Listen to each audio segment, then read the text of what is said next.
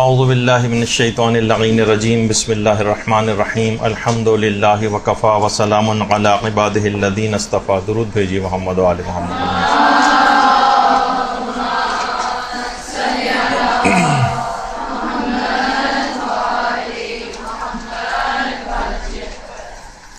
آج 2 یا 3 مسائل ایسے بیان ہوں گے کہ جو کہ بہت زیادہ معاشرے کے اندر سوال و جواب آج کل ان موضوعات پر ہو رہے ہیں. اس میں ایک یہی مسئلہ جو اب سے صرف کچھ دنوں بعد ہی آپ سب لوگ پوچھ رہے ہوتے ہیں کہ آخر جو 22 رجب کو جو کنڈے کیے جاتے ہیں ان کی شرعی حیثیت کیا ہے. بہت زیادہ لوگ آج کل انٹرنیٹ پہ بیٹھنے کی وجہ سے اتنی زیادہ افکار اور دلائل سے ان کا واسطہ پڑ رہا ہے کہ بعض اوقات ان کو سمجھ میں نہیں آتا کہ یہ مختلف قسم کے جو افراد باتیں کر رہے ہیں اس میں صحیح بات کیا ہے. ظاہر ہے کہ مختلف قسم کے جو افراد جو دلائل دیتے ہیں اس میں آپ کو صحیح بات انہی کی ماننا ہے کہ جو کہ ہمارے علماء اور مجتہدین کا جو نظریہ ہے وہ اس سلسلے میں کیا کہتے ہیں. تو دیکھیے، سب سے پہلی بات یہ کہ ہر وہ مسئلہ کہ جو کہ قرآن اور حدیث سے ثابت ہو اسے حکم خدا کہا جاتا ہے. فقہ میں عبادات کے مقام پر اس کو قربتاً الی اللہ کہا جاتا ہے. یعنی جو مسئلہ قرآن سے اور صحیح حدیث سے ثابت ہو اسے پھر آپ قربتاً الی اللہ کی نیت سے کرتی ہیں. قربتاً الی اللہ کے معنی اللہ سے قریب ہونا نہیں ہے فقہ میں، بلکہ اس کے معنی ہے حکم خدا کی بجا آوری میں. اچھا، اب حکم خدا آپ کو کہاں سے ملے گا؟ یا تو قرآن سے ملے گا یا صحیح حدیث سے ملے گا. یہ بات سمجھ لیجئے کیونکہ اس سے بہت سارے مسئلے آپ لوگوں کے حل ہو جائیں گے. صرف کنڈو ہوئی کی حد تک بات نہیں ہے، اور بھی بہت سارے مسئلے اس سے حل ہو سکتے ہیں. یا تو قرآن سے ملے گا آپ کو یا آپ کو صحیح حدیث سے ملے گا. اچھا، اب کیسے پتہ چلے گا کہ کون سی حدیث صحیح ہے؟ انٹرنیٹ وغیرہ کے اوپر یا جو لوگ بیٹھتے ہیں تو بعض افراد صرف حدیث پیش کرتے ہیں جس حدیث کے شروع میں فقط امام کا نام لکھا ہوا ہوتا ہے. لوگ سمجھتے ہیں امام کا نام لکھا ہوا ہے بس یہ حدیث صحیح، بس اس کے اوپر عمل کرنا. امام کا نام کسی بھی حدیث کے شروع میں لکھا ہونے سے وہ حدیث صحیح نہیں ہو جاتی. یہ دیکھنا پڑتا ہے کہ واقعی امام نے یہ بات کہی بھی ہے یا نہیں کہی. راوی کون سا ہے اس کا، کس کتاب کے اندر ہے، اس راوی وہ جو راوی ہے وہ ثقہ راوی ہے بھی یا نہیں، اس کے الفاظ حدیث کیا ہیں، اس سے ٹکرانے والی کوئی اور روایات موجود ہیں یا نہیں ہیں. اس حدیث کا قرآن سے تو کوئی ٹکراؤ نہیں پایا جاتا ہے. علماء نے اس سلسلے میں کیا دلائل جو ہے وہ پیش کیے ہیں، اس حدیث کے الفاظ کا صحیح مفہوم کیا ہے. یہ سب چیزیں کیا کوئی عام آدمی چیک کر سکتا ہے حدیث کی؟ ہرگز نہیں چیک کر سکتا. اور جو یہ چیک کرتا ہے، جو پروسیس اس کی چیکنگ کا کہلاتا ہے، اسے اجتہاد کہا جاتا ہے. یعنی کوئی مجتہد ہی ان احادیث کو سمجھ سکتا ہے کہ ان کا مفہوم کیا ہے، ان کی شرعی حیثیت کیا ہے. اچھا، آج کل ایک بڑا المیہ یہ ہو گیا ہے کہ لوگ دین میں واقعتاً جو پڑھے لکھے ہیں یعنی مجتہد افراد، ان کے اجتہاد کا انکار کر رہے ہیں اور جاہلوں کی تحقیق کے اوپر بھروسہ کرنے لگے. یعنی جو جاہل افراد اجتہاد کر رہے ہیں، بس کوئی بھی حدیث 3 4 5 حدیث کتابوں کے ریفرنس کے ساتھ دے دی، بس اس کو آتھینٹسٹی اس کی سمجھی جاتی ہے. اور علماء اور جو مراجع ہیں ہمارے، ان کے اجتہاد کو چھوڑ دیا جاتا ہے. تو بہرحال اب ایک اور مسئلہ جو ہوا جس کی وجہ سے بہت مصلحت شناس جو ہمارے علماء تھے، انہوں نے اس بات کو پسند نہیں کیا تھا، خاص طور پر فقہی مسائل کی جو روایات کی حدیثوں کی جو کتابیں ہیں ان کے اردو تراجم کو. کہا کہ بہتر تو یہی تھا کہ ان کے اردو ترجمے نہ کیے جاتے یہاں کے جاہل معاشرے کی وجہ سے، ورنہ تو کتنی بھی زبانوں کے اندر احادیث کے ترجمے ہو جائیں، لیکن جو فقہی مسائل کی کتابیں ہیں ان کی تراجم جو ہیں اردو زبان کے اندر یہاں پر پسندیدہ شمار نہیں کیے گئے، کیونکہ جاہل معاشرہ بغیر کسی تفصیل میں جائے وہ صرف حدیثوں کو لیتا ہے اور بس اس کے اوپر عمل جو ہے وہ شروع کر دیتا ہے. یا یہ اس کو سوچتا ہے کہ یہ بات مجتہد کا فتویٰ اس کے برخلاف بھی اگر نظر آتا ہے. جب یہ بہت سارے سازشی عناصر نے لوگوں کو مجتہدین سے برگشتہ کرنے کے لیے باقاعدہ انٹرنیٹ پہ پوسٹ لگانی شروع کر دی. یہ دیکھیے کہ امام نے مثلاً حرام قرار دیا ہے مور کو اور جو ہے شتر مرغ کو مثلاً، اور آغا سیستانی ہے ان کے نزدیک شتر مرغ اور مور جو ہے وہ بالکل حلال ہے. اس کا مطلب ہے کہ یہ لوگ امام معصوم کے خلاف جو ہے وہ فتاوے دیتے ہیں. اب اس کی اتنی دقیق بحثیں ہیں کہ یہ چیز جانور کیسے حلال کیے جاتے ہیں، کیسے حرام سمجھے جاتے ہیں، کسی ایک حدیث کو دیکھ کر تو فیصلہ نہیں ہوتا ہے. تو یہ مسئلہ اس کے اندر بہت زیادہ شد و مت کے ساتھ آیا کہ مجتہد کی ساری زندگی کی جو زحمتیں ہیں وہ اسی بات پر ہوتی ہیں کہ وہ حدیثوں کی پرکھ رکھتا ہے، کون سی حدیث صحیح ہے، کون سی حدیث غلط ہے، اس کے پیچھے دلائل کیا ہیں، امام کی نے جو حدیث کہی ہے اس کے الفاظ کیا ہیں. لیکن کون ہے ایسا جو ان کے دلائل کو جا کر سنے، نہ پڑھتا ہے نہ اس میں کوئی صلاحیت ہے. مجتہدین اگر دلائل کو نقل بھی کریں تب بھی صلاحیت نہیں کہ آپ ان کی دلیلوں کو سمجھ سکیں. مثلا خود آغا سیستانی سے اس متعلق پوچھا بھی گیا اور کہا کہ مور جب حدیث کے اندر حرام قرار دیا گیا ہے تو پھر آپ نے حلال کس بنا پر کہا؟ تو انہوں نے کہا کہ مجتہد ظاہر ہے کہ جو مفہوم ہے خلاصے جو فتوے کا ان کے کہ جو استدلال ہوتے ہیں یہ حکم شریعت جن سے نکالا جاتا ہے یا قرآن سے، سنت سے، اجماع سے، کہ جس میں امام معصوم بھی شامل ہوتے ہیں اور عقل وغیرہ سے نکالے جاتے ہیں، اور یہ کام فقط ایک مجتہد ہی کر سکتا ہے. عام عوام جو ہے اس کے اندر یہ صلاحیت نہیں، حتیٰ کہ بعض صاحبان علم کے اندر یہ صلاحیت نہیں ہے کہ وہ استنباط کر سکیں ان تمام چیزوں سے. تو بہرحال مجتہد کا کام ہے، عام افراد کے بس کی بات نہیں ہے. لیکن عام طور پر ہم یہ دیکھتے ہیں کہ عام افراد ہی اس کے اندر جو ہے وہ زیادہ کود پڑے ہیں اور ان احادیث کو باقاعدہ مجتہدین کے فتاوے کے خلاف پیش کر کر کے، جبکہ معلوم بھی نہیں ان کو کہ مجتہد درس خارج کے اندر کیسے اپنے دلائل کو ثابت کرتا ہے، ان سے ٹکرانے والی کتنی احادیث وغیرہ کو پیش کرتا ہے. دیکھیں احادیث کے سلسلے میں ہمارے جو لوگ ہیں ان کے تین گروہ ہیں. تین گروہ. ایک تو عام مومنین کا گروہ، عام مومنین. اس میں کچھ تو مومنین سادہ ہیں، بہت سادہ، بس حدیث دیکھی اور اس کو پکڑ لیا، اور کچھ باقاعدہ سازشی عناصر اس کے اندر آ گئے. عام افراد کیا کرتے ہیں کہ ہر حدیث کو پکڑ لیتے ہیں جہاں پہ امام کا نام لکھا بغیر کسی تحقیق کے، مثلا کہہ دیا کہ دیکھیے جب حدیث کے اندر یہ آیا کہ امام نے فرما دیا کہ چھپکلی کو مار کر نہانا واجب ہے، تو اس کا مطلب ہے کہ جب امام نے کہہ دیا تو اب اس میں غسل کرنا چاہیے چھپکلی کو مارنے کے بعد. کتنے ایسے افراد ہیں جو حدیث کی کتاب پڑھی اور اس کے اوپر عمل کرنا شروع کر دیا. ایک تو یہ گروہ ہے کہ اب میں آپ کو وہ بتا رہا ہوں کہ حدیثوں کے سلسلے میں ہوتا کیا ہے. ایک تو عوامی گروہ ہے، دوسرا جو گروہ ہے وہ وہابی فکر کے افراد کا ایک گروہ پیدا ہو گیا. وہ کہتے ہیں کہ جو قرآن اور حدیث میں ہم کو نظر نہ آئے وہ بالکل ایسے ہی ہے جیسے حرام. یہ وہابی فکر کے افراد ہیں. وہ کہتے ہیں کہاں یہ لکھا ہوا ہے، کون سے امام نے یہ کیا ہے، جب نہیں کیا تو اس کا مطلب ہے کہ یہ چیز کرنی جائز نہیں، یہ بدعت ہے. اس طرح سے کر کے یہ دوسری فکر ہے اس کے اندر. تیسرا گروہ ہے جو کہ ہمارے علماء اور مجتہدین کا گروہ، ہمارے علماء اور مجتہدین کا گروہ، کہ جو چیز قرآن میں یا حدیث میں اس کا کوئی حکم نہ ہو اور وہ کسی شرعی حکم کے خلاف ورزی بھی اس کے اندر نہ ہو، ہمیں اس کو کرنے کی اجازت ہے. بس حکم خدا کی نیت نہیں ہوگی. ہم یہ نہیں کہہ سکتے کہ چیز حکم خدا ہے، ورنہ وہ چیز بدعت بن جائے گی.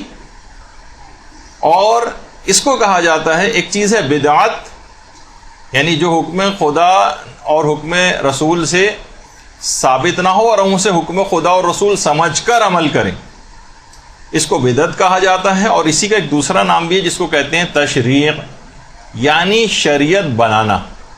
ظاہر شریعت کو بنانے کی تو کسی کو اجازت نہیں، حتیٰ کہ مجتہد کو شریعت بنانے کی اجازت نہیں. جو حکم خدا ہوگا بس وہ صرف اس کو کشف کر کے، اس کو استنباط کر کے آپ کے سامنے پیش کرے گا. اگر کسی کام کے لیے آپ یہ کہیں کہ امام نے حکم دیا جبکہ آپ کے پاس اس کی کوئی دلیل نہ ہو، اسی کو کہا جاتا ہے کام بدعت ہے.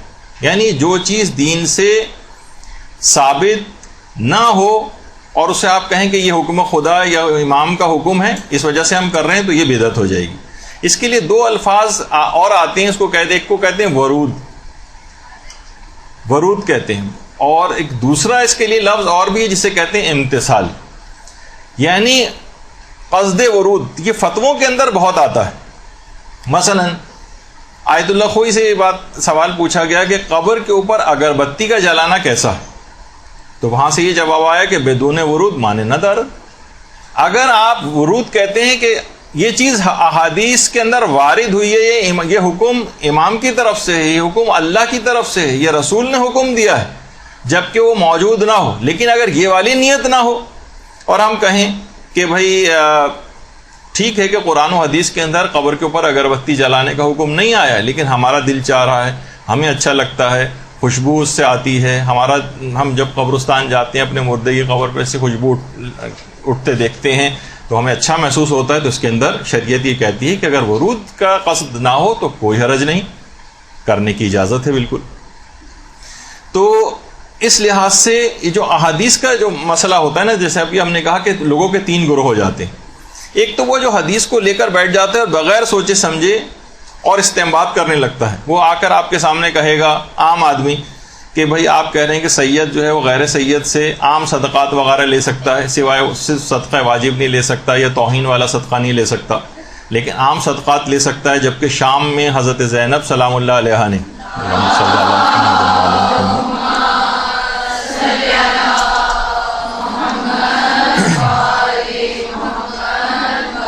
نے صدقے کے خرمے لینے سے انکار کر دیا تھا.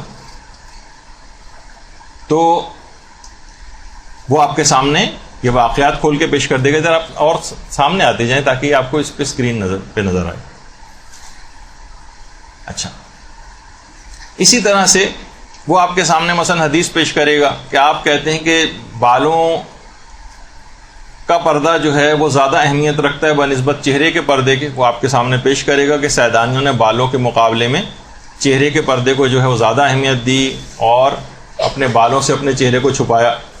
تو اس طرح سے وہ آپ کے سامنے حدیثیں پیش کریں گے. ان سب کے بہت جوابات ہیں علمی اور فقہی طور پر، لیکن بہرحال ابھی ہمارا جانے کا اس میں وقت نہیں ہے. تو وہ دیگر دلائل اس کے سامنے نہیں ہوتے، اور جو بھی چیز سامنے ہوتی ہے بس اس کے اوپر وہ فیصلہ کر لیتے ہیں. یہ عام لوگ ہیں. اچھا، دوسرا گروہ جو وہابی فکر افراد کا ہے، ان کے ساتھ کیا ہوتا ہے؟ یہ بہت سارے افراد ایسے ہیں کہ جو ان سے متاثر ہو جاتے ہیں کہ جو چیز بھی قرآن و حدیث میں نہ ملے اس کو حرام سمجھو، یا تاثر ایسا دیتے ہیں کہ جیسے یہ حرام ہے. اچھا، یہ گروہ بھی غلطی کے اوپر ہے، لیکن یہ گروہ پہلے گروہ کی زیادتیوں کی وجہ سے بھی پیدا ہوا ہے. بعض تو اس کے اندر یقینی طور پر سازش کے تحت داخل ہوئے ہیں، لیکن بعض سودا لو افراد جب وہ یہ دیکھتے ہیں کہ پہلا گروہ جو ہے وہ ہر چیز کو حکم خدا اور رسول و امام سمجھ کر عمل کرتا چلا جا رہا ہے، تو پھر وہ ایک اصول بناتے ہیں کہ جو بھی حکم خدا اور رسول سے ثابت نہ ہو وہ سب چیزیں حرام ہیں. یہ دونوں گروہ غلطی کے اوپر ہے. تیسرا گروہ ہے جو ہمارے علماء اور مجتہدین کا گروہ ہے اور صالح عقیدہ رکھنے والے مومنین کا گروہ ہے، کہ جو چیز بھی رسول و امام کی حدیث سے ثابت نہ ہو، بس وہ شریعت سے اگر متصادم نہ ہو تو نہ صرف یہ کہ اس کو کر سکتے ہیں، بس صرف شرط یہ ہے کہ آپ یہ سمجھ کر نہ کریں کہ اس کو رسول اور امام نے اس کا حکم دیا. مثلا یہی جس کی تفصیل ابھی آگے چل کر آئے گی، 22 رجب کے کنڈے. اگر آپ یہ کہیں کہ امام نے حکم دیا ہے کہ 22 رجب کے دن تم لوگ کنڈوں کی مثلا نیاز کرو، تو آپ نے اگر واقعی آپ حکم خدا، حکم رسول یا حکم امام سمجھ کر اس کام کو کریں گے تو یہ بدعت ہو جائے گی. آپ پہلے گروہ کے اندر چلے گئے کہ جو کہ ہر چیز کو جو بھی سامنے اس کے نظر آتی ہے اسے حکم خدا اور رسول امام قرار دیتا ہے. اچھا، اگر آپ کہیں کہ نہیں، کیونکہ 22 رجب کے کنڈوں کا حکم قرآن و حدیث کے اندر نہیں ہے، اس وجہ سے یہ کرنا صحیح نہیں ہے، کرنا جائز نہیں ہے، یہ بدعت ہے، آپ دوسرے گروہ میں چلے گئے جو وہابی فکر کے افراد کا گروہ. اور اگر آپ کہیں کہ ٹھیک ہے کہ رسول و امام نے حکم نہیں دیا لیکن ہمارا دل چاہ رہا ہے، بہت سے نیک کام اس رسم کے ذریعے انجام پاتے ہیں جن کی آگے چل کر بھی تفصیل جو ہے وہ آنے والی ہے، تو ہم اس نیت سے اگر اس کام کو کریں کہ ٹھیک ہے خدا اور رسول نے حکم براہ راست نام لے کر کنڈوں کا اس طرح سے نہیں دیا کہ مخصوص معین تاریخ پر اس قسم کی نیاز کی جائے، لیکن اس کے اندر بہت ساری نیکیاں اور ثواب کے کام ہو جاتے ہیں، اس وجہ سے ہم نے ایک دن مقرر کر لیا اور اس دن ہم اس طرح سے نیاز دلواتے ہیں، مومنین کو بلاتے ہیں. تو اس کا آپ تیسرے گروہ میں چلے جائیں گے جو ہمارے علماء اور مجتہدین کا گروہ ہے، جو کہتے ہیں کہ اس کو کرنے میں کوئی حرج نہیں ہے، اور کیونکہ آپ نے امام سے اس کی نسبت بھی نہیں دی ہے. نہ آپ پہلے گروہ میں جائیے، نہ آپ دوسرے گروہ میں جائیے، بلکہ علماء اور مجتہدین کا جو گروہ ہے اس کے اندر آپ قصد ورود نہ کریں، اور نیاز اس انداز سے کریں تو اس کے اندر کوئی حرج نہیں۔ اب مسئلہ سارا یہ ہے کہ عمل آپ کے سامنے باقی رہ گیا ہے، نیت دماغوں سے نکل گئی کہ اصل نیت کیا کرنا ہے، کون سی نیت کرنا ہے کنڈے کرتے وقت، فقط عمل ہمارے سامنے رہا۔ اچھا، جو شروع میں جس انداز سے ابتداً یہ نیتیں رائج ہوں گی کہ بھائی کیا، تو وقت گزرنے کے ساتھ ساتھ لوگوں کے دماغ سے اصل نیت چلی گئی، تو نتیجہ یہ ہوا کہ مخالفین کو یہ کہنے کا موقع مل گیا کہ دیکھیے کہاں، اچھا اس پہ ایک اصول بھی انہوں نے بنا لیا کہ جو چیز بھی ثابت نہیں ہے امام سے، رسول سے، آپ کہیں گے وہ سب چیز، تو بہت سارے وہابی حضرات نے جیسے کہنا شروع کر دیا کہ کب آپ کے کسی امام نے کہا ہے کہ مثلا جلوس کے اندر مثلا آپ ذوالجناح نکالیں، مثلا کسی امام نے کہا ہے کہ جو ہے وہ آپ علم جو ہے اس طرح سے بنا کر چلیں جلوسوں کے اندر، کسی بھی جگہ جب یہ نہیں کہا ہے تو پھر آپ جو بھی اس انداز سے چیزیں کر رہے ہیں سب کی سب بدعت ہیں، اور یہ جائز نہیں، کیونکہ کسی بھی جگہ ان کو نہیں کہا گیا۔ تو کتنے ہی مسائل دیکھیے رسالے عملیہ کے اندر ایسے آتے ہیں جس کے اندر لکھا ہوتا ہے کہ اس عمل کو رجائے مطلوبیت کی نیت سے کیا جا سکتا ہے، رجائے مطلوبیت، امید ثواب میں۔ ٹھیک ہے، وہ چیز قرآن و حدیث سے اتنی زیادہ ثابت نہیں ہے، لیکن پھر بھی اس کے اندر ایک رجحان شرعی پایا جاتا ہے، یعنی آپ اس کام کو کر لیں امید ثواب میں، بس نیت یہ نہ کریں کہ اس کا خدا اور رسول نے حکم دیا۔ تو بہت سارے افراد ایسے ہیں جو آج کل کچھ پڑھے لکھے حضرات بھی ہیں اسکالر ٹائپ کے، وہ کسی بھی مسئلے کو اٹھاتے ہیں اور اپنی حتمی رائے دیتے ہوئے یہ کہہ دیتے ہیں کہ یہ چیز ثابت نہیں۔ دیکھیے فقہا نے بھی اس کو رجائے مطلوبیت کی نیت کہی ہے کہ رجائے مطلوبیت کی نیت سے کر سکتے ہیں، کہ اس کا مطلب ہے ثابت نہیں ہے، بیکار۔ تو رجائے مطلوبیت کو سمجھا جاتا ہے کوئی بیکار سی چیز ہے، کوئی فضول قسم کی چیز ہے معاذ اللہ، کہ ثابت نہیں ہے تو بس ایسے ہی ہے، اس کا کوئی حقیقت اور حیثیت نہیں، اس کے اندر ایک رجحان شرعی پایا جاتا ہے، یعنی اس کو کام کو کرنے میں امید ثواب ہے آپ کے پاس، نہ کہ اس کے ترک میں امید ثواب آپ رکھیں، اس کو کرنے میں امید ثواب رکھیں۔ اسی طریقے سے ابھی جو کچھ عرصے پہلے ہی یہ جو رجائے مطلوبیت کے حوالے سے ابھی کچھ عرصے پہلے اعمال نوروز کے حوالے سے بھی بہت ساری ہمارا ایک درس بھی ہوا تھا، تو اس میں یہ چیز بھی بات بیان کی گئی تھی کہ اس کے بہت سارے اعمال ایسے ہیں نوروز کے کہ جو فقہا نے کہا ہے کہ رجا کی نیت سے اس کو کریں، بلکہ کچھ اعمال تو نوروز کے ایسے ہیں جس میں مدرسے نے ایک پوسٹ بھی باقاعدہ بنا کر لگائی تھی کہ اس کا جو روزہ ہے عید نوروز کے دن کا، یہ تاکیدی مستحب ہے علماء کے فتوے میں۔ البتہ جو دیگر علماء ہیں اور جو غسل وغیرہ کے سلسلے میں یا نمازوں کے سلسلے میں وہ رجائے مطلوبیت کی نیت سے نوروز کے دن کی جو نماز ہے یا غسل وغیرہ ہے رجائے مطلوبیت کی نیت سے کر سکتے ہیں۔ تو اس کے اوپر مثلا یہ کوئی یہ تاثر دے کہ نہیں کوئی فضول اور بیکار چیزیں ثابت ہی نہیں ہے اسلام کے اندر، اور اس کو جو کرتا ہے وہ تقریباً بدعت جیسا عمل جو انجام دے رہا ہے، تو یہ طریقہ کار صحیح نہیں ہے۔ تو تقریباً اس طرح کا کوئی پورا لکھ دیا جائے، آرٹیکل بنا کر لکھ دیا جائے اور تاثر اس کے اندر یہ دیا جائے، اب ظاہر ہے کہ لوگوں کو یہ تاثر ملے گا کہ یہ چیزیں ناجائز ہیں، کیونکہ دیکھیں رجائے مطلوبیت سے علماء نے لکھی ہے، لہٰذا عمل ثابت نہیں ہے، اور جو عمل ثابت نہیں اس کو اگر آپ کریں گے تو یہ صحیح نہیں ہے اس کو کرنا۔ اب چاہے رفع تہمت کے لیے عالمانہ طور پر ایک آدھ جملہ اس کے اندر ایسا لکھ دیں کہ نہیں مباح کی نیت سے کرنے کی اجازت ہے، تو لیکن اوور آل جو تاثر بنتا ہے وہ تو یہی ہے کہ کام جائز نہیں۔ تو بہرحال دیکھیے اس لحاظ سے کنڈے ایک اچھی رسم ہے، یہ ایک مباح رسم ہے، لیکن یہ اپنے اندر بہت زیادہ مستحبات رکھتی ہے۔ جیسے عزاداری کے متعلق کہا جاتا ہے کہ عزاداری اگرچہ مستحب ہے، مگر جیسے کہ حوزہ علمیہ قوم کے جو بانی تھے جنہوں نے باقاعدہ قائم کیا ہے شیخ عبد الکریم حائری، شیخ عبد الکریم حائری یہ کہتے تھے کہ عزاداری ایک ایسا مستحب ہے جو اپنے اندر ہزاروں واجبات رکھتا ہے۔ اب یہاں پر بیان احکام کا بیان ہوگا، عقائد کا بیان ہوگا، اسی عزاداری کے ذریعے اخلاقیات کا بیان ہوگا، نہ جانے کتنے اعتراضات شیعت پہ سے جو رفع کرنے کے لیے ان چیزوں کا بیان ہوگا، قرآن کا بیان ہوگا، احادیثیں بیان کی جائیں گی۔ اگرچہ عزاداری کرنا مستحب ہے، لیکن یہ ایک ایسا مستحب ہے جو اپنے اندر بہت زیادہ واجبات رکھتا، حالات حاضرہ اس کے اندر بیان کیے جاتے ہیں۔ اور یہی وجہ ہے کہ کسی بھی مجتہد نے آج تک رجب کے کنڈوں کی نیاز کو نہ تو حرام قرار دیا ہے، نہ مکروہ قرار دیا ہے، اور نہ ہی ناپسندیدہ قرار دیا ہے، نہ ہی ایسا کوئی مشورہ آپ کو دیا ہے کہ کہ ہم مشورہ دیتے ہیں, ہم نصیحت کرتے ہیں کہ مومنین اس کام کو نہ کریں کیونکہ یہ کام مثلا ثابت نہیں. ایسا نہیں. تو اگر کوئی برادر مومن اس نیت سے اس کو انجام دیتا ہے کہ باقاعدہ امام صادق نے اس کا کوئی اللہم صلی علی محمد و آل محمد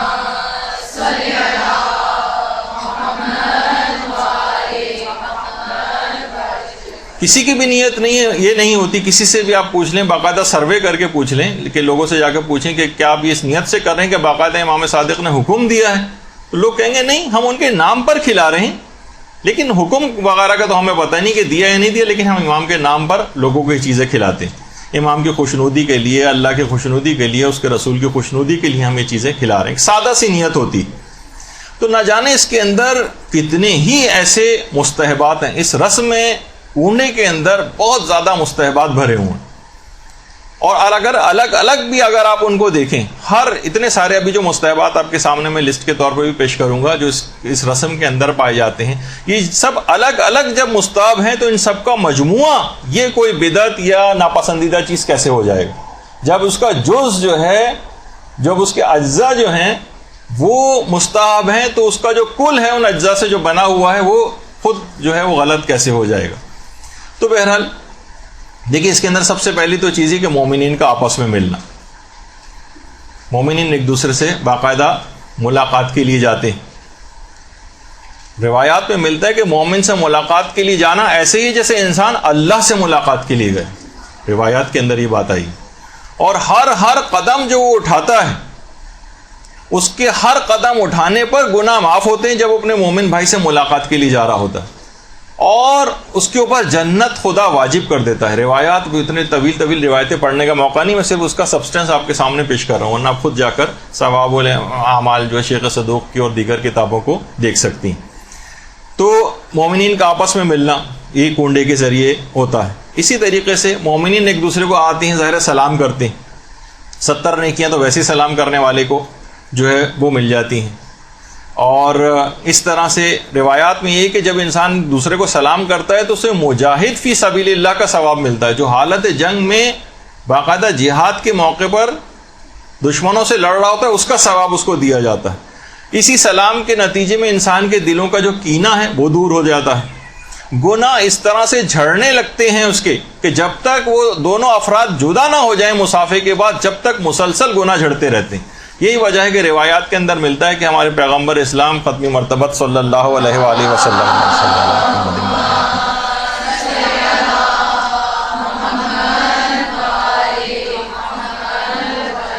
پیغمبر اسلام اس وقت تک مصافحے کے بعد اپنا ہاتھ اس وقت تک نہیں ہٹاتے تھے جب تک کہ دوسرا شخص اپنے ہاتھ کو نہیں کھینچ لیتا تھا. یعنی جس وقت تک وہ مصافحہ کرتے رہتے ہیں مسلسل ان کے گناہ جو ہے وہ جھڑتے رہتے ہیں. ہماری تعلیم کے لیے پیغمبر اس طرح سے کیا کرتے تھے. تو مصافحے کے اعتبار سے بھی یہی بات ہے کہ مومنین آپس میں ایک تو سلام کرتے ہیں, اس کے بعد مصافحہ کرتے ہیں. مصافحے کے اندر بھی آپ نے دیکھا کہ دلوں سے کینہ دور ہو رہا ہے, اور جو ہے وہ اتنا زیادہ جو ہے ثواب اس کے جو ہے وہ دیے جا رہے ہیں. اسی طریقے سے اچھا مصافحے انسان واقعی دلوں کا کینہ سے دور ہوتا ہے. روایتوں کے اندر جب یہ بات بیان کی گئی, البتہ وہ سیاسی قسم کا مصافحہ نہ ہو جس کے اندر کچھ اور طرح کا دل میں خیالات ہوتے ہیں اور آپ بظاہر ہاتھ ملایا جا رہا ہوتا ہے. اچھا پھر اس کے بعد جو اگلا جو اس کے اندر مستحب ہے کہ مومنین کا آپس میں معانقہ کرنا اور گلے ملنا. دیکھیے اچھا جب وہ جاتے ہیں تو معانقہ ہوتا ہے, اور بہت سے عالم حضرات کہتے ہیں کہ جب کنڈے کھا کے واپس آ رہے ہوتے ہیں تو پھر مباتنہ ہوتا ہے, پیٹ اتنا پھول چکا ہوتا ہے کھانا کھانے کے بعد, پھر گلے ملنے کے بجائے پیٹ آپس میں ملتے ہیں ان کے. تو بہرحال اب یہ ہے کہ یہ خود روایات کے اندر یہ بات آئی ہے کہ مومنین کا آپس میں گلے ملنا, اس سے بھی جتنی دیر وہ گلے ملتے ہیں اتنی دیر مسلسل ان کے گناہ جھڑتے رہتے ہیں. تو اس کے اندر یہ والی چیز بھی ہوتی ہے عام طور پر جب کنڈوں میں جاتے ہیں کسی کے ہاں, تو اس طرح سے. اسی طرح سے پھر مومنین کا کھانا کھلانا, کسی بھی مومن کو کھانا کھلانا, روایت میں یہ بات آئی ہے کہ ایک مومن کو بھی اگر انسان کھانا کھلاتا ہے تو اس کا ثواب اتنا ہے کہ جیسے 1,00,000 لوگوں کو کھانا کھلانے کے برابر. تو کتنے لوگ کنڈوں کی اس رسم کے اندر آتے ہیں کھانا کھا کر جاتے ہیں. اور ایک روایت میں یہ بھی ہے کسی مومن کو کھانا کھلانے کا ثواب ایسے ہی ہے جیسے تمام انبیاء، پیغمبر اور تمام صدیقین کو اس نے کھانا کھلایا. تو دیکھیے کتنا زیادہ اس کے اندر ثواب ہے. اسی طرح سے پھر مومن کو شیرینی کھلانا. اب معلوم ہے کہ لنچ ٹائم پہ ایسی تصویریں آپ لوگوں کو نہیں دکھانی چاہیے، لیکن بہرحال یہ کہ کنڈے کی بات ہو رہی ہے تو اس میں کیسے ممکن ہے کہ یہ سب تصویریں جو ہیں وہ نہ دکھائی جائیں آپ کو. تو شیرینی کھلانے کا اتنا ثواب ہے کہ روایات میں ہے کہ جو شخص کسی مومن کو شیرینی میٹھی چیز کو ہی کھلاتا ہے تو سکرات موت سے اس کو نجات مل جاتی. سکرات موت کے وقت کی جو سختیاں ہیں وہ اس کے اوپر سے بالکل نہیں ہوں گی، جو جس وقت حالت احتضار ہوتی. کتنا زیادہ کروشل اور کتنا زیادہ سخت ترین مرحلہ ہے سکرات موت کا، کہ عرفاء کے دل ٹکڑے ٹکڑے ہو جاتے ہیں. اس موقع پر ہی فیصلہ ہو جاتا ہے اکثر چیزوں کا، جس وقت سکرات موت کی کیفیات طاری ہوتی ہیں. تو اس موقع پر جتنی بھی سختیاں ہوں گی وہ مومن کو شیرینی کھلانے سے خوشنودی خدا کی خاطر اگر یہ والی نیت ہو تو انسان جو ہے اس عظیم ثواب اور فائدے کو جو ہے وہ حاصل کر لے گا. اچھا، اسی طرح سے مثلا مومن کو پانی پلانا، پانی پلانے کا بہت زیادہ ثواب، اس میں پانی بھی آ کر پیا جاتا ہے. روایتوں میں ہے کہ جنت کے جو رحیق مختوم جو چشمہ ہے وہاں سے اس کو سیراب کیا جائے گا.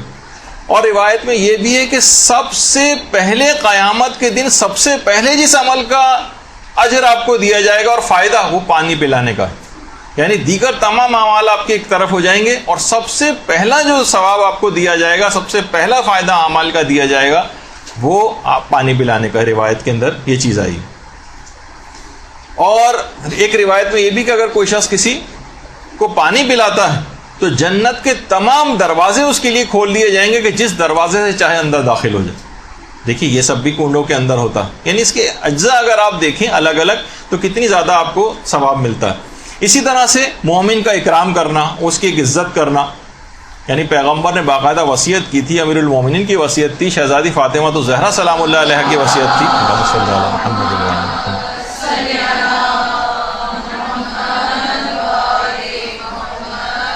کہ باقاعدہ مہمان کا اکرام کرنے کے لیے الگ سے وصیتیں کی. آپ خود دیکھتی ہیں جب جاتی ہیں باقاعدہ حرم ائمہ میں، وہاں پر باقاعدہ جو مہمان ان کے پاس آتے ہیں ان کے اکرام کے لیے الگ سے ضیافت کا اہتمام ہوتا ہے. یہ سب کچھ امام کی طرف سے آج تک ہو رہا ہے، کیونکہ مہمان کا اکرام کہ امام کے بارگاہ میں آئے ہوں، یہ کیسے ممکن ہے کہ ان کے آئے ہوئے مہمان کا اکرام نہ کیا جائے. تو مہمان کا اکرام، ملائکہ مسلسل اس کے گھر پر رحمتوں کی بارش کرتے رہتے ہیں جب تک کہ وہ مہمان وہاں سے چلے نہیں جاتے.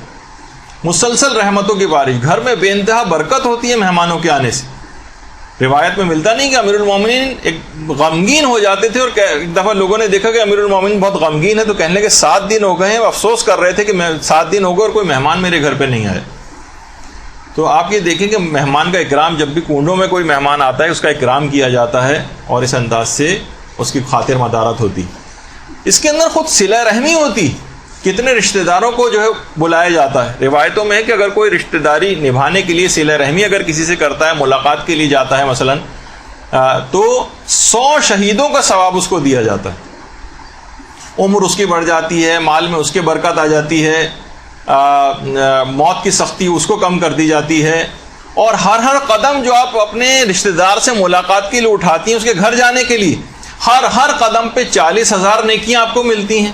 ہر قدم پر 40,000 گناہ آپ کے معاف ہوتے ہیں اور ہر قدم پہ 40,000 درجات آپ کے بلند ہوتے ہیں.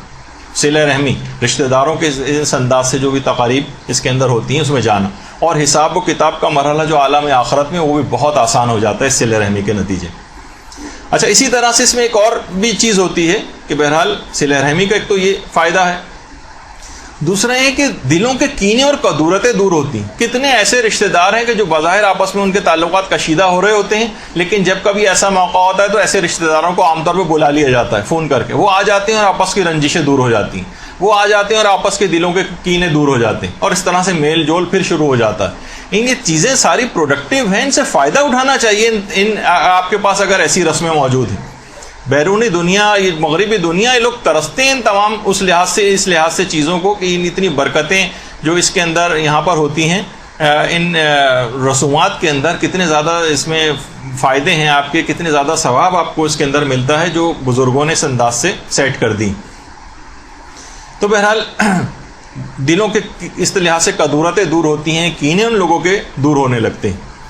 اچھا، اسی طرح سے مومن کو مثلا دعوت دینا، اس کا اب اتنا وقت نہیں کہ ہر ایک کے ثواب بتایا جائے۔ مومن کو دعوت دینے کا الگ ثواب ہے، پھر مومن کی جو دعوت ہے اس کو قبول کرنے کا الگ ثواب ہے۔ مومن کی دعوت کو قبول کرنا، جب یہ ہے کہ مومن کی دعوت کو قبول کرنے کے لحاظ سے وہ مستحب روزہ توڑا جا سکتا ہے۔ مومن کے دل کی خوشی کے لیے اگر وہ افطار کرنے کے لیے کوئی چیز پیش کرتا ہے اور آپ کا مستحب روزہ ہے تو آپ توڑ سکتی ہیں، توڑنے میں ثواب ہے۔ البتہ ہمارے استاد محترم کہا کرتے تھے کہ لوگ اکثر مساجد میں یا ادھر ادھر پانی کی چیزیں لے کے یا ٹافیاں لے کے یا کچھ ایسی چیزیں لے کے لوگوں کے روزے توڑوا رہے ہوتے ہیں، سوچتے ہیں اس کے اندر ثواب ہے۔ وہ فرماتے تھے کہ روزہ توڑوانے میں ثواب نہیں ہے، روزہ مومن کی دعوت پر افطار کرنے والے کو ثواب ہے۔ آپ کو چیز پیش کرنے کا ثواب نہیں کہ یہ لیجیے میں دے رہا ہوں آپ روزہ توڑ لیجیے تو آپ کو بھی ثواب ملے گا، نہیں، آپ کو ثواب نہیں۔ میں نے کسی جگہ لکھا ہوا کسی فتوے میں تو نہیں دیکھا، لیکن ہمارے استاد محترم کہتے تھے کہ دونوں میں فرق ہے۔ روزہ کھولنا، افطار کرنا کسی مومن کی دعوت پہ اس کا ثواب ہے، لیکن روزہ توڑوانے کا کوئی ثواب نہیں۔ ویسے ہی آپ چاہیں، دل چاہ رہا ہے آپ کا کہ مثلا گھر کا کوئی فرد ہے ڈیوٹی کے اوپر جا رہا ہے، مستحب روزہ رکھا ہوا پورے دن، پیاسا رہے گا، پریشان رہے گا، تو چلیں بہرحال اس کو تو ثواب پورا مل ہی جائے گا، اس لحاظ سے اس کو کھلوا دیا آپ نے، یہ کر سکتے ہیں۔ اسی طرح سے تو بہرحال مومن کی دعوت کو قبول کرنا۔ پھر اس کے بعد ہے مومن کے دل کو خوش کرنا۔ اس کی بھی بے پناہ روایتیں، کسی کے گھر جاتے ہیں وہ مومن بھی خوش ہوتا ہے، آپ بھی جس کے گھر جاتے ہیں آپ کو بھی خوشی ہوتی ہے، اس مومن کو بھی خوشی ہوتی ہے۔ روایت کے اندر یہ ہے کہ جب کسی مومن کے دل میں کوئی خوشی پیدا کرتا ہے تو خدا اس خوشی سے ایک فرشتے کو پیدا کر دیتا ہے جو اس کی طرف سے عبادات کرنا شروع کر دیتا ہے، اور وہ یہاں تک کہ وہ فرشتہ پھر ہٹتا نہیں، یہاں تک کہ مومن کے انتقال کے وقت اس کی قبر میں آ جاتا ہے اور اس کے مونس بن جاتا ہے، وہاں پر اس کا دل بہلائے گا وہ، اور اس کے بعد پھر روز قیامت میں اس کا شفیع بن جائے گا، اسے عذاب آنے لگیں گے تو ان کو برطرف کروائے گا، یہاں تک کہ جنت میں بھی اس کی رہنمائی کے لیے موجود ہوگا۔ یعنی جنت کی نعمتوں سے استفادہ کریں، آپ کسی نئے ملک میں جاتے ہیں، کوئی گائیڈ ہوتا ہے کہ اب میں اس جگہ کہاں جاؤں کیا کروں، تو جنت میں بھی گائیڈ کے طور پر اس کو جو مومن کے دل کو جو خوشی پہنچائی جاتی ہے اس کا اتنا زیادہ ثواب ہے۔ اسی اعتبار سے تو بہرحال لوگ ہیں وہ خوش ہوتے ہیں، ان کے گھر میں آئیں مہمان، پورے وقت وہ تیاری کر رہے ہوتے ہیں، ان کو بہت خوشی ہوتی ہے، جب بھی وہ اکثر لوگ اعتراض بھی کرتے ہیں ہم نے آپ کو بلایا تھا آپ ہمارے گھر نہیں آئے، ان کے دل کو خوشی پہنچانے کے لحاظ سے جانا یہ خود ایک کار ثواب ہے۔ اسی طرح سے اس میں ایک نیاز دی جاتی ہے، سورہ فاتحہ پڑھی جاتی ہے، سورہ توحید پڑھی جاتی ہے، 3 دفعہ مثلا سورہ توحید بھی اگر پڑھیں گے پورے قرآن کا اس کے اندر جو ہے وہ ثواب جو ہے وہ دیا جاتا ہے۔ تو دیکھیے یہ سب چیزیں ایسی ہیں کہ ان کا فائدہ اٹھانا چاہیے ان سے، اور ان رسومات کو ختم نہیں کیا جائے بلکہ اس میں جو کچھ برائیاں یا خرابیاں آ گئی ہیں ان کو دور کرنے کی کوشش کی جائے۔ اکثر افراد یہی کرتے ہیں کہ دلیل لیتے ہیں بھائی دیکھیے اس کے اندر کتنے حرام ہو رہے ہیں، تو حرام ہو کیسے ختم کریں، اس رسم کو ختم کر دو۔ نہیں، یہ طریقہ کار غلط ہے۔ آپ اس رسم کے اندر موجود جو غلطیاں ہو رہی ہیں اس کو آپ دور کریں۔ جیسے عید زہرا والی جو گفتگو تھی اس میں بھی ہم نے کہا تھا کہ اس کے اندر اگر تعصبات کو فروغ دیا جا رہا ہے، جھگڑے فساد کی باتیں کی جا رہی ہیں تو ان کو ختم کیا جائے، لیکن یہ نہیں کہ اس عید زہرا کی خوشی کو مثلا آپ ختم کر دیں۔ اسی طریقے سے اگر کنڈوں میں بے پردگی ہو رہی ہے تو آپ اس بے پردگی کو ختم کیجیے۔ کنڈوں میں مثلا مکس گیدرنگ ہو رہی ہے، آپ اس مکس گیدرنگ کو ختم کرنے کی کوشش کریں، یا اس میں کچھ اسراف، بے جا اسراف ہو رہا ہے، شو شاہ والی نیت لوگوں کی زیادہ اگر ہو رہی ہے تو ان کی نیت کی اصلاح کرنے کی کوشش کیجیے۔ یعنی ان رسومات کے اندر موجود جو خرافات یا اس طرح کی چیزیں آ گئی ہیں اس کے خلاف کام کرنا چاہیے، نہ کہ ان رسومات کو ختم کر دینے کے پیچھے لگ جائیں جن کے بہت زیادہ فائدے ہیں۔ مثلا کسی شادی بیاہ میں آج کل کتنی زیادہ خرافات اور حرام چیزیں ہو رہی ہیں، لیکن ہم یہ نہیں کہیں گے کہ شادی بیاہ کی رسموں کو ختم کر دیا جائے یا وہ تقریب شادی نہ ہو، بس کہیں بھی جا کے کورٹ میرج مثلا کی طرح کا ایک ہو جائے، 2 آدمی جا کے نکاح کر کے لے آئیں، کیونکہ اس میں نہیں، آپ ان جو چیزیں ایسی رسمیں ہو رہی ہیں اس کے اندر اس کو آپ کو روکنے کی کوشش کرنی چاہیے۔ نیتوں کی اصلاح کروائیں، تحریر و تقریر کا زیادہ زور لوگوں کی نیتوں کی اصلاح کے اوپر ہو، نہ صرف یہ کہ ہم پورا ایک ثابت کریں اس کو ایسا کہ یہ کام کرنے جائز نہیں ہے اور پھر ایک آدھ لائن لکھ دیں کہ بہرحال چلیں مباح تو ہے لیکن لوگوں کو اس کا جو ہے خیال کرنا چاہیے۔ تو آپ دیکھیے کہ لوگوں کی ایک بہت بڑی اکثریت ان رسومات کی وجہ سے دین سے اٹیچ ہوئی ہوئی۔ دیکھیے اس کے اندر جو ایک راز کی بات ہے، جو ایک اہم بات ہے، لوگ جس کو نظر انداز کر دیتے ہیں کہ ان رسومات کے ذریعے ہی لوگ دین کی بہت بڑی تعداد ان رسومات کے ذریعے دین سے اٹیچڈ ہے۔ اگر آپ ان رسومات کو ختم کر دیں، کتنے اہتمام لوگ اپنے گھروں کے اندر کرتے ہیں، ایک ماحول گھر کے اندر ایک مذہبی ٹائپ کا جو ہے وہ ہو جاتا ہے. ان کی ایک اکثریت لوگوں کی دین سے اٹیچ ہے. ہمارے ساتھ یہ کہ ہم نے ان تقریبات سے فائدہ نہیں اٹھایا. اب آپ دیکھیے کہ مثلا اگر وہاں پر ایران کے اندر کوئی اس طرح کی کوئی تقریب منعقد ہوتی ہے تو وہاں پر بہت سی جگہوں کے اوپر لوگوں نے یہ رائج کیا ہوا کہ مثلا کوئی زیارت، جو بھی وہاں لوگ آئیں گے سب زیارت پڑھیں گے، مثلا کوئی بھی چیز مثلا ان کو دے دی جائے، کوئی دعا سب لوگ وہاں پر اجتماعی طور پر مل کے پڑھیں. اس تقریب یا ہمارے یہاں اب تک یہ نہیں ہے، لوگ آتے ہیں بیٹھتے ہیں کھانا کھاتے ہیں اور چلے جاتے ہیں. اس میں اگر کوئی چیز ایسی رائج کر دی جائے آپس میں کہ کوئی ایسی کوئی چیز سب مل کر دعا پڑھیں گے، کسی کچھ تھوڑا بہت قرآن کوئی ایک سورہ کہ کم سے کم یا جو بھی ہو کم سے کم کوئی ایک آدمی نعرہ لگا دے کہ مرحومین کے لیے مثلا ایک دفعہ سورہ فاتحہ، 3 دفعہ سورہ اخلاص، یا مثلا کوئی اور اس طرح کی چیز، کوئی ایسی دعا کوئی چیز ایسی ان چیزوں کے اندر رائج کر دی جائے، اس تقریب جو منعقد وہاں پر ہو رہی ہے اس سے کچھ فائدہ اٹھا لیا جائے. تو دیکھیے ہر وہ رسم جن رسومات سے دین کو کوئی خطرہ نہیں ہے انہیں رائج رکھنا چاہیے، انہیں رائج رہنا چاہیے. یہ وہابی فکر ورنہ بن جاتی ہے کہ جب کسی امام نے کسی کام کو نہیں کیا ہے تو ہمیں اس کام کو نہیں کرنا چاہیے.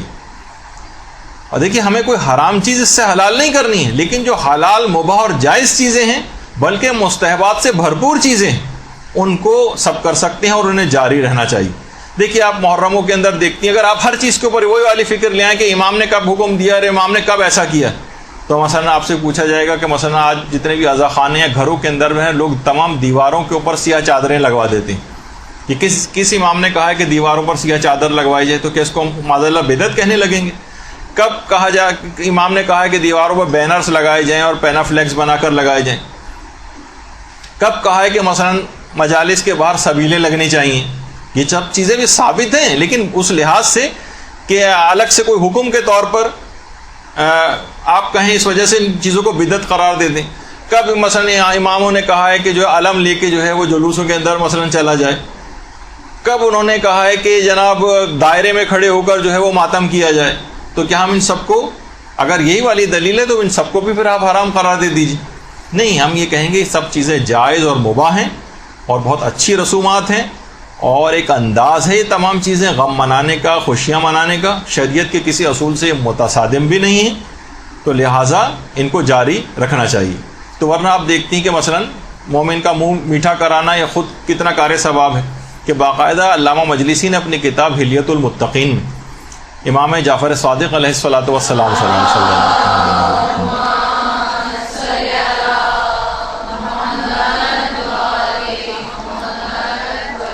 باقاعدہ روایت ان سے نقل کی ہے کہ امام اکثر ایسی دعوتیں کیا کرتے تھے، اس میں عمدہ روٹیاں ہوتی تھیں، نفیس فیرینی کھلایا کرتے تھے اور لذیذ حلوہ کھلایا کرتے تھے لوگوں کو. اور امام فرماتے تھے خدا جب ہمیں فراخی عطا کرتا ہے تو ہم بھی فراخ دلی سے لوگوں کو کھلاتے ہیں، اور جب کم میسر ہوتا ہے تو اس میں ہم بھی کفایت کرتے ہیں، بس جتنا ہوتا ہے اتنا کھلا دیتے ہیں. تو اسی طرح سے یہ جو کہا جاتا ہے نا کہ دسترخوان امام حسن علیہ الصلوۃ والسلام، اللہم صلی علی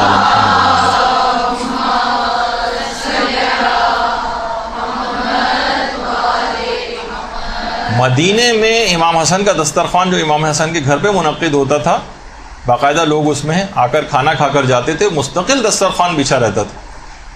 یہ جو تصویر آپ کے سامنے میں، اس میں ایک تو سیدھے ہاتھ کی طرف کچھ پلر نما کھڑے ہوئے ہیں چیزیں، اس میں الٹی طرف جو پلر ہیں الٹے ہاتھ کی طرف، کہا جاتا ہے کہ اس کے قریب ہی امام حسن علیہ السلام کا گھر تھا، وہ جگہ کہ جہاں پر امام حسن رہا کرتے تھے، اور اسی جگہ پر وہ دسترخوان وغیرہ بھی لگا کرتا تھا کہ جو کہ جن کی یاد یہاں پر منائی جاتی. تو اس لحاظ سے یہ تمام چیزیں، اب بتائیے مومنین نے اگر اس سنت کو زندہ کیا ہوا ہے کہ امام کے ہاں ایسا دسترخوان ہوتا تھا، امام کی یاد میں ایسا دسترخوان کوئی قائم کر رہے ہیں اور ایک نیاز امام حسن کی دلوا رہے ہیں، تو اس کو فوراً آپ یہ کہنا شروع کر دیں کب یہ ثابت ہے، بتائیے کون سی روایت کے اندر آیا ہے کہ امام حسن نے ایسا حکم دیا ہو. امام کے اپنا تو طریقہ کار تھا نا کہ امام اس طرح سے کھلواتے تھے، ان کے نام پر ان کی سنت کو زندہ کرنے کے لیے لوگ اس کام کو کرتے ہیں. تو ایک لحاظ سے اگر کوئی چیز مباح بھی ہو تو اچھی نیت سے اس کو مستحب بھی بنا سکتے ہیں. باقاعدہ آیت اللہ سیستانی سے ایک استفتاء بھی کیا گیا تھا، تو آغا سیستانی نے اس میں فرمایا تھا کہ عمل کا ثواب انسان کی نیت اور قابلیت پر منحصر ہوتا ہے. ممکن ہے کہ ایک عمل مباح بھی ثواب کا باعث بن جائے. آپ کی اگر نیت اچھی ہے اس کام کو کرنے کے لیے، پانی اس وجہ سے پی رہی ہیں، کھانا اس وجہ سے کھا رہی ہیں تاکہ میں تبلیغات زیادہ کروں، میرے جسم کے اندر توانائی پیدا ہو جائے، تو یہی مباح چیز کار ثواب بن جائے گی. تو یہ آپ کی اپنی صلاحیت کے اوپر ہے کہ آپ مباح چیزوں کو کیسے مستحبات کے اندر تبدیل کر لیتے ہیں. یہ بھی کار ثواب کی چیزیں بن جاتی ہیں. تو مباح چیزوں کو بھی تبدیل کیا جا سکتا ہے. تو اسی لحاظ سے مثلا جو لوگ یہ کہتے ہیں کہ جناب ٹھیک ہے، جب یہ نیاز کبھی بھی ہو سکتی ہے تو اپنے 22 رجب کا دن ہی اس کے لیے کیوں فکس کیا ہوا ہے؟ بھائی کبھی بھی ہو سکتی ہے نا، تو 22 رجب کا فکس کیوں کیا ہوا ہے؟ تو دیکھیے اس وجہ سے کیا ہوا ہے کہ امیر المومنین کا خود یہ جملہ ہے کہ اپنے امور کو منظم کرو، ان کی وصیت ہے باقاعدہ. تو کسی بھی اچھی رسم کے اجرا کے لیے اگر اس کی کوئی تاریخ خود سے مقرر کر لی جائے تو اس میں کیا قباحت والی بات ہے؟ دیکھیے محرم کتنا ایام اعضاء کتنے طویل چلتے ہیں محرم میں، لیکن ابتدائی جو 10 دن ہیں، عاشورہ ہے، 10 دن کے بعد کیا آپ کا کوئی غم کم ہو جاتا ہے؟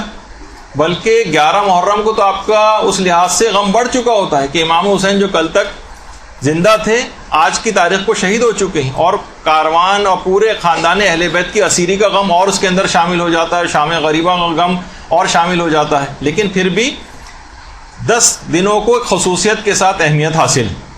اسی طریقے سے مثلا ایام فاطمیہ جو منائے جاتے ہیں، 6 دن آپ ایام فاطمیہ مناتے ہیں، ایام فاطمیہ اول اور دوم کے نام سے، یعنی جمادی الاول کے 3 دن ہیں اور 3 دن جمادی الثانی کے منائے جاتے ہیں. 13، 14، 15 ایام فاطمیہ اول ہیں، 13، 14، 15 جمادی الاول کے 3 دن، اور اس کے بعد 3، 4 اور 5 جمادی الثانی یا ایام فاطمیہ دوم جنہیں کہا جاتا ہے. کیا کسی روایت کے اندر یہ آیا ہے کہ ایام فاطمیہ 6 دن کے لیے منائے جائیں؟ نہیں، علماء نے خود طے کر لیا اس کو کہ ایک منظم کرنے کے لیے کہ باقاعدہ طور پر شہزادی کے مظالم کو اور ان کے غم کو تازہ کرنے کے لیے ان 6 دنوں کو فکس کر لیے. تو آپ یہ کہیں کہ نہیں، ایام فاطمہ کے لیے قرآن اور حدیث کی کوئی دلیل دکھائیے کہ 6 دن ہی ایام فاطمہ منائے جائیں، تو یہ آپ کی غلط فہمی ہوگی، غلطی ہوگی. اور دیکھیے ایک اور بھی بات علماء نے لکھی کہ بعض اوقات بعض دشمنان اہل بیت کی موت کی خوشی میں بھی مومنین نے کچھ رسومات کو جاری کیا، لیکن اگر اسی دن جس دن وہ دشمن اہل بیت مثلا مرا ہو اسی دن اگر خوشی منائیں گے تو شیعت تو دیکھیے ہمیشہ سے تعصبات کا آج تک شکار چلی آ رہی ہے. 14 سال سے کتنی قتل و غارت گری نہیں کی گئی ہے، تقیہ کے ادوار مستقل چل رہے ہیں اور ابھی تک جاری و ساری ہے.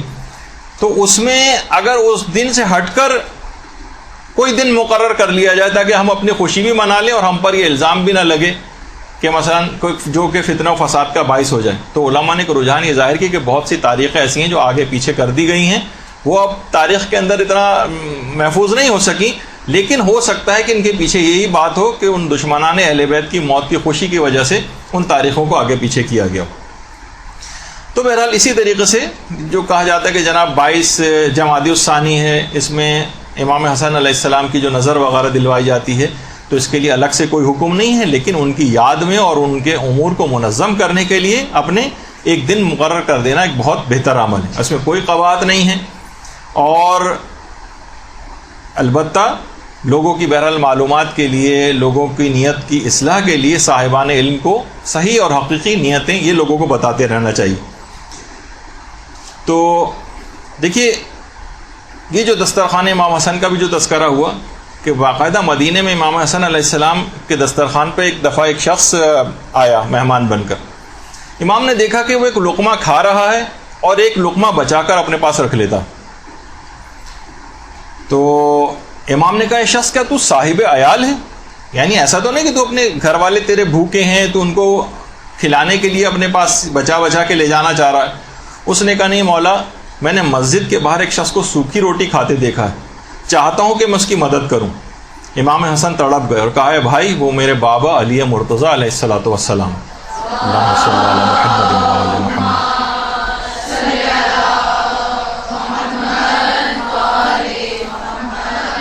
ان کی زندگی کا یہی معمول ہے. ہم اہل بیت جو دنیا کو کھلاتے ہیں وہ کچھ اور ہوتا ہے، اور جس پر ہم خود زندگی گزارتے ہیں وہ کچھ اور ہوتا ہے. ہمارے لیے نعمتوں کا دسترخوان پروردگار عالم نے آخرت میں بچھایا. تو بہرحال یہ خاص نیت کے لحاظ سے اس رسم کے حوالے سے کچھ باتیں عرض کرنا تھی. البتہ جو لوگ اس میں کچھ سوالات پوچھتے ہیں، چند ایک دو چار باتیں، وہ کوئی فقہی مسئلے تو ظاہر ہے نہیں ہے، لیکن لوگ پھر بھی اس لحاظ سے پوچھتے ہیں اس کو کہ مثلاً کیا بہت سی جگہوں کے اوپر ہے کہ نیاز فقط جو ہے وہ مرد کھا سکتے ہیں، حضرت زہرا کی نیاز جس پہ دلائی جائے وہ مثلاً فقط عورتیں کھا سکتی ہیں. ایسا شریعت کے اندر کوئی مسئلہ نہیں ہے. کسی کے لیے بھی کوئی نظر و نیاز دلوائی جائے وہ سب کھا سکتے ہیں، یہ کوئی فقہی مسئلہ نہیں. پھر ایک سوال پوچھا جاتا ہے کہ ایام یہ عورتوں کے جو مخصوص ایام ہوتے ہیں اس میں عورتیں کیا اس قسم کی نظر بنا سکتی ہیں، پکا سکتی ہیں؟ تو جواب ہے کہ جی ہاں پکا سکتی ہیں. کیا وہ ایسی نظر کھا سکتی ہیں ان مخصوص ایام میں؟ جی ہاں کھا بھی سکتی ہیں. کیا کسی غیر شیعہ کو یہ نظر کھلائی جا سکتی ہے، غیر مومن کو؟ تو جواب ہے کہ جی ہاں کھلائی جا سکتی ہے. ایک جگہ سے اٹھا کر اس کنڈے کو کسی دوسری جگہ لے جایا جا سکتا ہے؟ جی ہاں لے جایا جا سکتا ہے. پلیٹوں میں اگر کچھ تھوڑا بہت سالن یا اس طرح کی نیاز والی چیزیں بچ جائیں جو کہ پھینکنے کے عام طور پر قابل ہوتی ہیں، اس کو رکھا نہیں جاتا، کہ ان کو پھینک سکتے ہیں؟ جی ہاں پھینک سکتے ہیں. تو بہت ساری چیزیں ایسی کہ جس میں ایسا کوئی فقہی مسئلہ نہیں ہے، لیکن ہم نے اس کو اس انداز سے سمجھ لیا ہے کہ گویا جیسے کہ کوئی فقہی مسئلہ ہو. تو بہرحال یہ ایک بات ہماری مکمل ہوئی کہ ایک مسئلہ کہ کنڈوں کی جو شرعی حیثیت ہے وہ ایک بہترین رسم ہے، اس کو جاری رکھنا چاہیے. اس میں جو نیتوں کی جو اصلاح ہے اس کی آپ لوگوں کی نیتوں کی اصلاح کر دیں اگر کوئی حکم امام سمجھ کے کر رہا ہے، اور اس کے اندر بہتری لانے کے لیے اس میں کوئی ایسی چیزیں کا ایڈیشن کر دیں کہ یہ اور زیادہ پروڈکٹیو یہ والی رسم ہو جائے اور اسلام کی تبلیغ کے لیے اس کو مزید کارآمد بنایا جا سکے. برحمتک یا ارحم الراحمین وصلی اللہ علی محمد وآلہ الطاہرین.